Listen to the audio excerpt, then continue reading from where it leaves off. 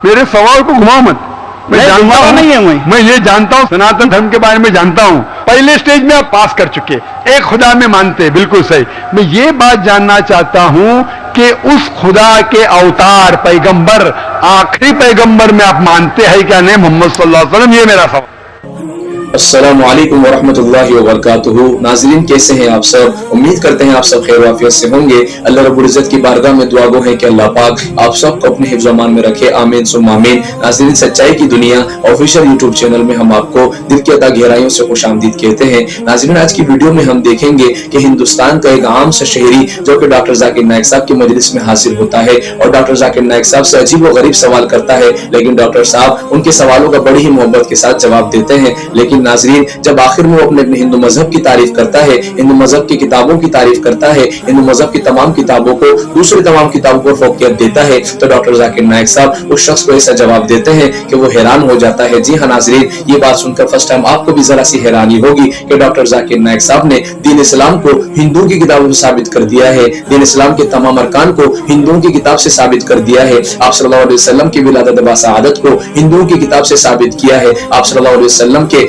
वालिदैन के अस्माए गिरामी को हिंदुओं की किताब से साबित किया है। जी हाँ नाज़रीन, जब इन तमाम चीजों को डॉक्टर जाकिर नाइक साहब ने उसकी हिंदू के ही किताब से साबित कर दिया, तो उस हिंदू के पास कलमा पढ़ने के अलावा कोई और रास्ता न बचा। तो नाज़रीन, आज की वीडियो में देखते हैं कि डॉक्टर जाकिर नाइक साहब ने क्या ही बेहतरीन उनको जवाब दिया। लेकिन नाज़रीन, उससे पहले आपसे गुजारिश है, अगर आप इस तरह की हकीकी वीडियोस में इंटरेस्ट रखते हैं तो हमारे चैनल को सब्सक्राइब करते हुए जाइएगा और नाज़रीन वीडियो को आखिर तक जरूर देखें ताकि आपके इल्म में इजाफा हो सके। तो बिना किसी ताखीर चलते हैं वीडियो को शुरू करते, मदद करेंगे।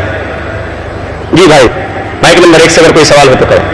मेरा नाम है त्रिविक्रम दास पालखे।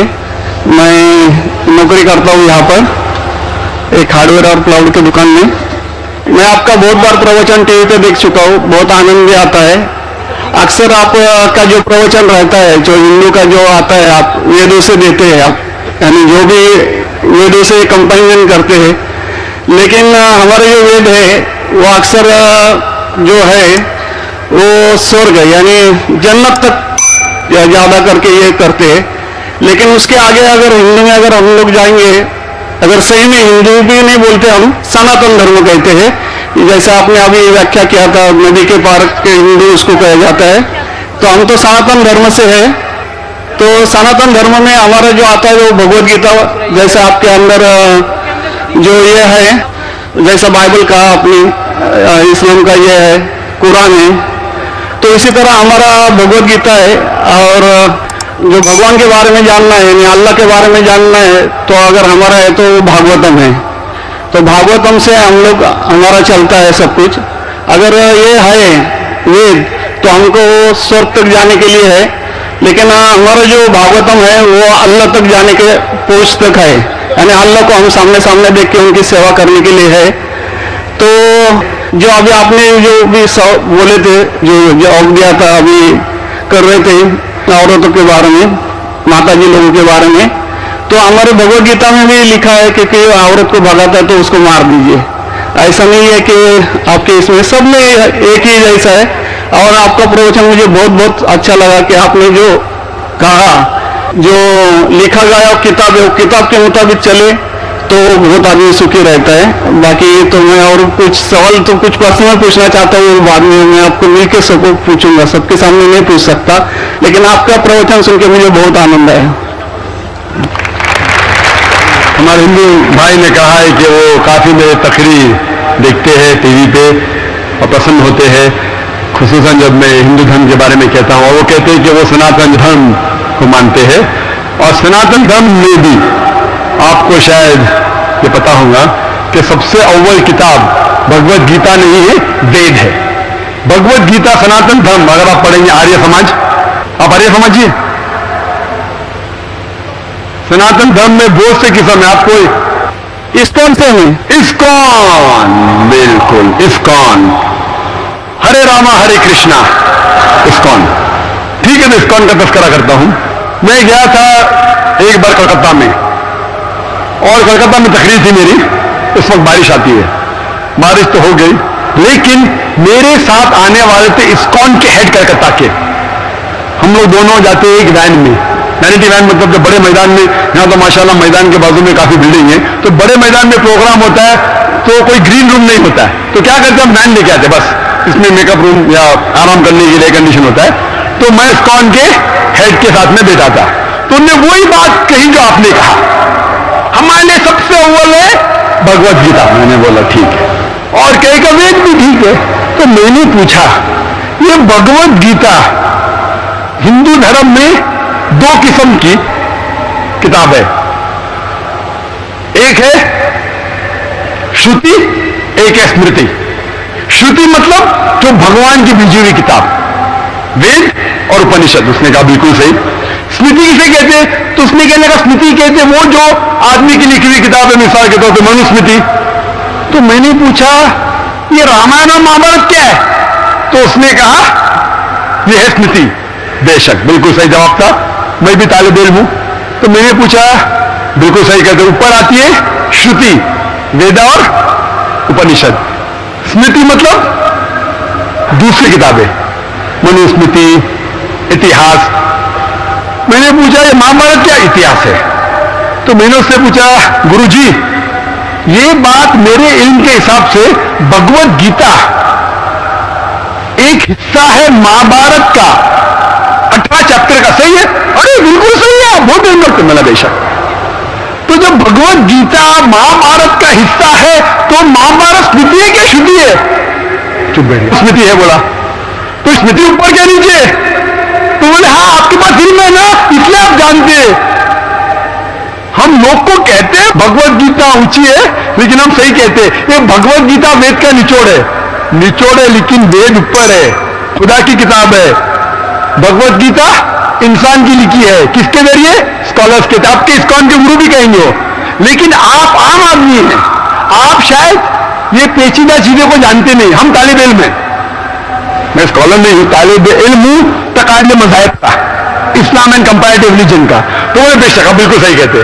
तो मैं कहूंगा अगर वेद और भगवत गीता में टकराव है, किसकी बात मानेंगे? तो बोले आमतौर पे तो हम कहते हैं भगवत गीता ऊपर है, लेकिन आप सही कहते हैं क्योंकि आपका इल्म है। तो मैं वो डबल स्टैंडर्ड क्यों? जिसके पास इल्म बदल जाता है क्या?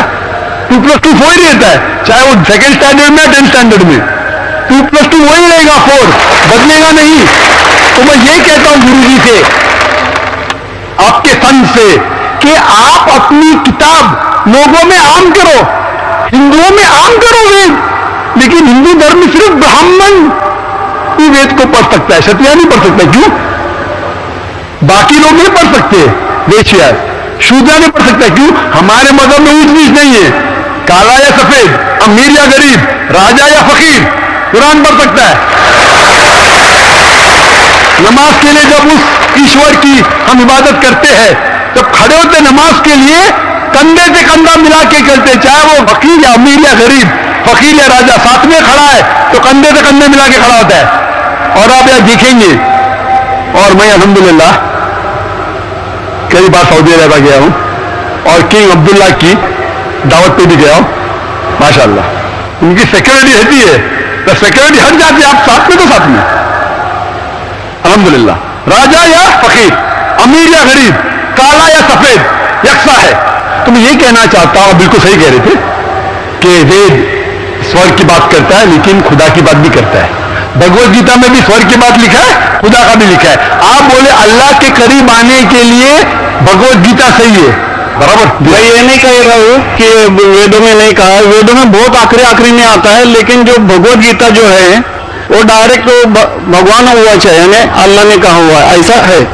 तो इसके लिए अभी वेद तो संस्कृत में है, वो पढ़ नहीं सकते, लेकिन जो भगवत गीता है वो बहुत सारी इसमें ट्रांसलेशन हो गई है। और जो भगवत गीता है बहुत सारे आदमी ने यानी लिखी हुई है, करीबन 200-300 लोगों ने लिखी है अपने अपने हिसाब से। हाँ, बिल्कुल सही कहा। लेकिन इस्कॉन का जो गीता है भगवत गीता, वो गुरु परंपरा में है, वो भी आदमी है, एज इट इज लिखा हुआ है, यानी वो परंपरा में अगर गया तो कृष्ण तक गया, यानी जिसने जो कहा वो एज इट इज है, इसके लिए उसका लिखा हुआ as it is Bhagavad Gita. आपके स्वामी प्रभु पदा, बराबर, यस बराबर, स्वामी प्रभु पदा, प्रभु पदा इंसानी थे ना, इंसानी थे ना, मैं किधर ना बोल रहा हूँ। ये हमारा कुरान जो है ना डायरेक्ट अल्लाह की तरफ से, ना मोहम्मद सल्लल्लाहु अलैहि वसल्लम ने लिखा है, वही हम लोग ने ये कुरान जो है डायरेक्ट अल्लाह की नाज़िल हूबहू, इसमें जितने भी दिगर मज़ाहिब की किताब है जैसे वक्त जाने लगे बदलते गए। आप बिल्कुल सही कहते, 300 किस्म की किताब है, बाइबल सैकड़ों किस्म, हमारे IRF में 200 किस्म की बाइबल है। आप किसमें मानेंगे? कुरान आप लो, कोई भी कुरान लो, इंडिया में, अमेरिका में, UK में, हिंदुस्तान में, पूना में, हूबहू वही है। एक लफ्ज की बात दूर रही, आ की मात्रा, ई की मात्रा, जबर जेर पेश, वो भी फर्क नहीं है, फत्ता दम्मा कसरा में भी फर्क नहीं है। ओरिजिनल कुरान में तो फत्ता दम्मा कसरा था नहीं, लेकिन आज जब हम पढ़ते हैं माशाअल्लाह। तो मैं ये कहना चाहता हूं, जितनी भी किताबें पहले आई, आज भी आप बिल्कुल सही कहते हैं, भगवत गीता वेद का निचोड़ है, लेकिन जब निचोड़ होता है वो असली फल से कॉन्ट्रडिक्ट करे तो फल और अहम है। मैं बिल्कुल मानता हूं, स्वामी प्रभुपदा मानते हैं कि भगवत गीता क्या है? वेद का निचोड़ है। और वो कहते हैं मैं भी पढ़ चुका हूं, आपकी Bhagavad Gita as it is पढ़ चुका हूं, उसमें ही लिखा, उसका ही ट्रांसलेशन था। भगवत गीता अध्याय नंबर 7 श्लोका नंबर 20 में, जो कोई दुनियादारी के पीछे भागता है वो गलत खुदाओं के पीछे भागता है।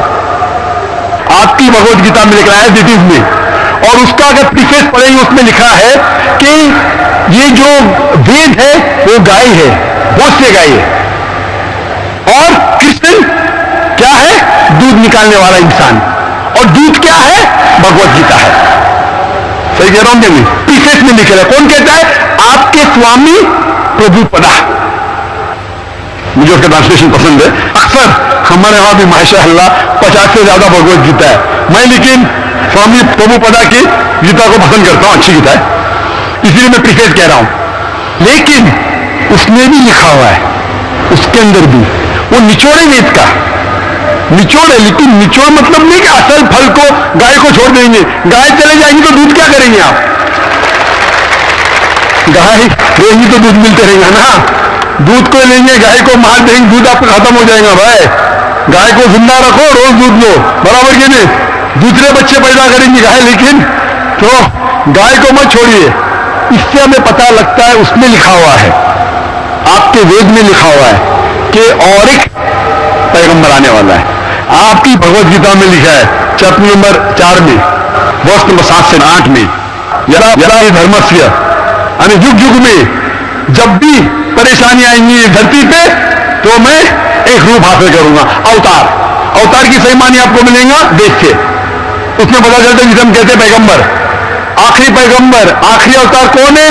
कल के अवतार। अगर आप भगवत गीता में मानते, अगर आप वेद में मानते, आपको आखिरी अवतार कल के अवतार में मानना ही पड़ेगा, फिर आप कह सकते मैं असल भक्त हूं भगवत गीता का। वो तो है ही, आपने जो बताया कल के अवतार तो आने वाला, मानते कल के अवतार में आने वाला है, आ चुका है। और उसमें लिखा था कल के अवतार की मां के नाम क्या है? सुमति। सुमति की मानी अमन, अरबी में कहते हैं आमिना। मोहम्मद सल्लल्लाहु अलैहि वसल्लम के वालिदा का नाम था आमिना। उसमें लिखा है कल के अवतार, चैप्टर नंबर, अभी हवाला भी दे रहा हूं मैं, टाइम मिल रहा है ना, कल के अवतार चैप्टर नंबर 2 वर्ष नंबर 5 श्लोक नंबर 5, 7, 9, 11, 15। इसमें लिखा है कि उसके वालिद का नाम है विष्णु यास। विष्णु यास मतलब खुदा का बंदा, अरबी में तर्जुमा करेंगे अब्दुल्ला। मोहम्मद सल्लल्लाहु अलैहि वसल्लम के वालिद का नाम था अब्दुल्ला। उसमें लिखा है वो ऐसी जगह में पैदा होंगे जो अमन की जगह है, हम मानते हैं कि मक्का एक अमन की जगह है। उसमें लिखा है कि वो उस फैमिली में पैदा होंगे जो उस इलाके के अमीर होंगे। हम जानते हैं कि कुरैश के फैमिली में पैदा हुए थे मोहम्मद सल्लल्लाहु अलैहि वसल्लम। उसमें लिखा है कि वो 12वीं तारीख माधव के दिन पे पैदा होंगे, वो 12वीं रब्बी अव्वल मोहम्मद सल्लल्लाहु अलैहि वसल्लम पैदा है। आगे आप पढ़ेंगे वेद में लिखा है कि उसके 4 करीब दोस्त थे, जिसका मैं जिक्र किया हूं। 4 करीब दोस्त मोहम्मद सल्लल्लाहु अलैहि वसल्लम के थे, जो हजरत अबू बकर, हजरत उमर, हजरत उस्मान, हजरत अली। मैं अल्लाह दी पिल्लुद्दमौल, अल्लाह ताला की रहमत सब पे हो। किसके बारे में जिक्र करें? उनको सबसे पहली जो वही आएंगी वो आएंगी एक गार के अंदर। हम जानते हैं मोहम्मद सल्लल्लाहु अलैहि वसल्लम सबसे पहली वही आए गार हिरा में। फिर वो करेंगे हिजरत, नॉर्थ की तरफ फिर से वापस आएंगे। मोहम्मद सल्लल्लाहु अलैहि वसल्लम हिजरत की मदीना जो नॉर्थ के ऊपर है, फिर से वापस आए। मैं तो 1 घंटा सिर्फ तस्करा कर सकता हूं। मोहम्मद सल्लल्लाहु अलैहि वसल्लम हिंदू धर्म में वक्त नहीं है, तो ये पूछना चाहता हूं, आप मानते क्या इस कल के अवतार में? आप मानते मोहम्मद सल्लल्लाहु अलैहि वसल्लम आखिरी पैगंबर है? मैं तो कुरान 3 बार पढ़ा हूँ साहब, मैं तो मानता हूँ कुरान को। वो बात ये मानना सिर्फ जरूरी नहीं, अमल करना जरूरी है। मैं कहूंगा मैं खुदा को मानता हूं, खुदा की बात पे अमल ना करता हूं तो बेकार है। मैं कहता हूं मैं मेरे वालिद से बहुत मोहब्बत करता हूं, वालिद की बेइज्जती करता हूं, वालिद की बात नहीं मानता हूं, वालिद की बदतमीजी करता हूं, तो क्या फायदा? आप समझ रहे ना? समझ रहा हूँ मैं ये, लेकिन आपने कुछ पहले अभी 10-15 मिनट पहले आपने कहा था कि जो भी है कुरान है, वेद है और बाइबल है, कि जो जो उसमें लिखा हुआ है खुदा ने उसके ऊपर अमल करना चाहिए। तो मैं अपने इससे अमल करता ही हूँ, जो कुछ मानता तो हूँ ही, खुदा एक ही है करके, वो तो मानता ही है। बिल्कुल। मैं नहीं बोल रहा कि आपके लिए कोई खुदा अलग है, मेरे लिए कोई अलग है, या ईसाई के लिए कुछ अलग है। आप सनातन धर्म में है, मैं जानता हूं सनातन धर्म में एक खुदा को मानते हैं, वो मानते खुदा की प्रतिमा नहीं, अक्स नहीं है, बराबर ही मानते। लेकिन मैं ये जानना चाहता हूं, आप कल के अवतार में आप मेरे सवाल को घुमाओ मत। मैं जानता हूं, नहीं है मैं ये जानता हूं सनातन धर्म के बारे में जानता हूं, पहले स्टेज में आप पास कर चुके, एक खुदा में मानते हैं, बिल्कुल सही। मैं ये बात जानना चाहता हूं कि उस खुदा के अवतार पैगंबर, आखिरी पैगंबर में आप मानते हैं क्या नहीं, मोहम्मद सल्लल्लाहु अलैहि वसल्लम? ये मेरा सवाल है।